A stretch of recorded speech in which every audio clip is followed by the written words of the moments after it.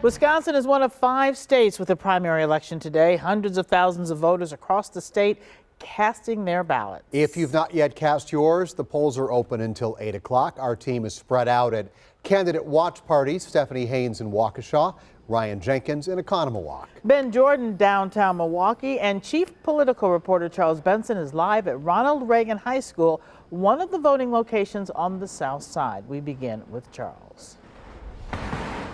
Yeah, good afternoon. We're seeing a few voters file in right now to Reagan High School to cast their ballot. But Election Day in Wisconsin has already been busy for hundreds of thousands of voters who have already filled out their absentee ballots. So let's go to the big board and look at those numbers. As of this morning, 385,000 voters across the state have received an absentee ballot in the mail.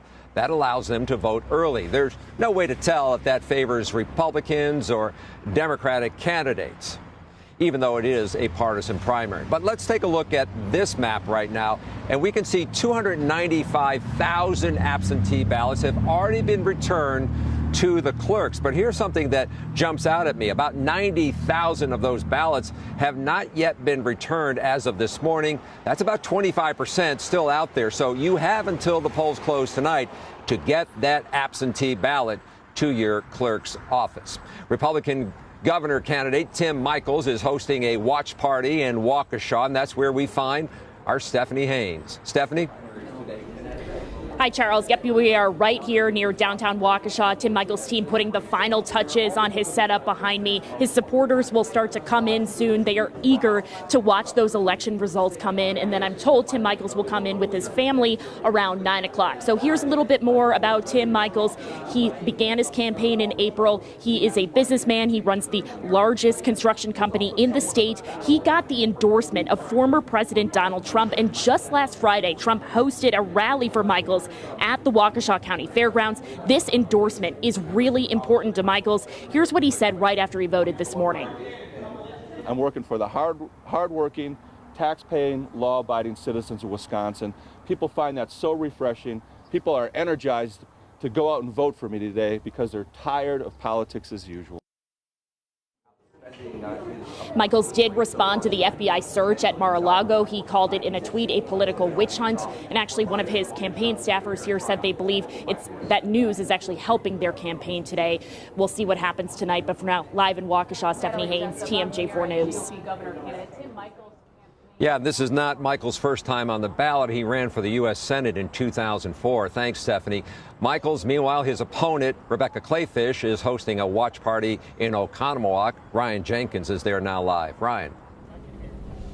Yeah, good evening. We're expecting to be let inside this watch party in the next hour here at this sports bar in downtown Oconomowoc. Right now really is just kind of the calm before the storm. We're seeing a few supporters kind of trickle in. We're expecting to see many more in the hours ahead. We do know that the former lieutenant governor has had a busy day already today. Our cameras were rolling when she went first thing this morning to cast her ballot in Sullivan. Polls have been showing businessman Tim Michels and Kleefisch neck and neck leading up to today. And on this primary election day, that competition is still fierce. These campaigns drawing huge endorsements in recent weeks. Kleefisch is endorsed by former Vice President Mike Pence. And as you just heard in Stephanie's report, her opponent Michels is endorsed by former President Trump. And while they're at her polling location this morning, Kleefisch was asked whether she thinks Trump endorsing Michels will help or hurt her campaign. Here's her response.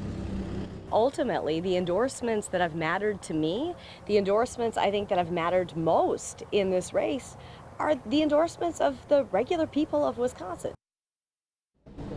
And also, while at her polling location, Kleefisch was really doubling down on some of her big campaign points, like her fight against inflation and its impact on Wisconsin families, her call for safer streets and reduced crime, and her plan on education here in Wisconsin. Again, we're expected to get through these doors within the next hour, and then we'll have all the updates from this campaign throughout the night. But for now, reporting live in Oconomowoc, Ryan Jenkins, TMJ4 News.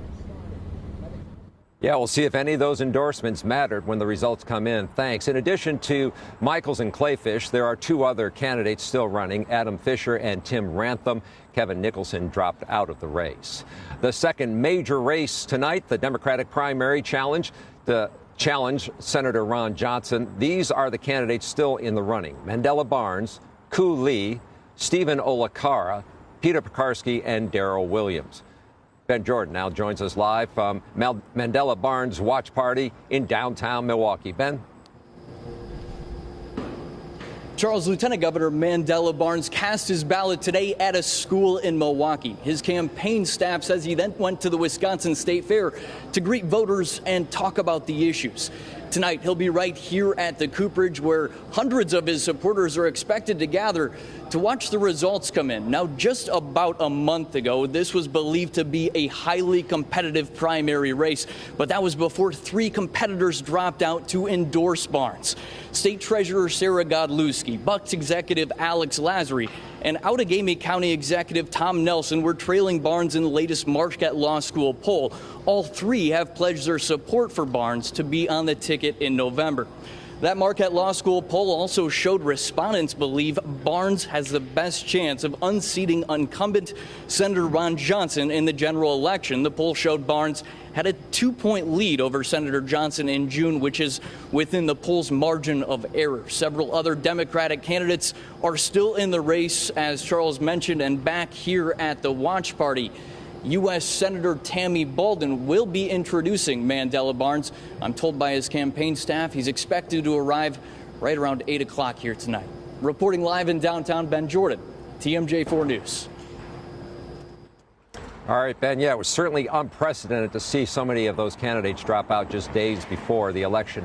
Another race that we are watching tonight, the Trump-endorsed candidate Adam Steen is looking to unseat incumbent Robin Vos. That is in the 63rd Assembly District. Vos is also the Speaker and the most powerful Republican in the Assembly. So voters will also narrow the field in the race for Secretary of State as well as Lieutenant Governor.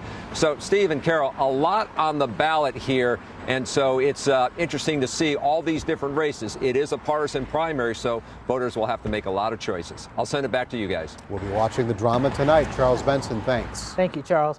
Well, if you have yet to cast your ballot, go to tmj4.com/decision2022. You'll find your polling place and a rundown of what you need to bring with you. There's just a couple of hours left. Once the polls close, we, of course, will update that page with race results. Now,